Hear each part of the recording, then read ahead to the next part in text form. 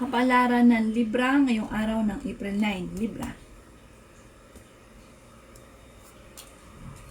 Sinasabi po dito na ating tarot card Libra na ang problema mo sa ngayon ay tinuturing mo na isang bangungot o matinding problema ang pinagdadaanan.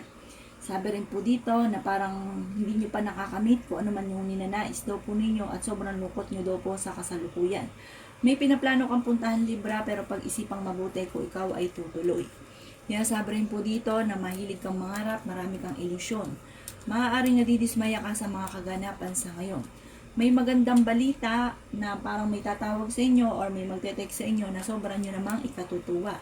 Meron kang hindi inaasahan na pera na paparating. Masipag daw kayo Libra at madadagdagan pa ang inyong kita.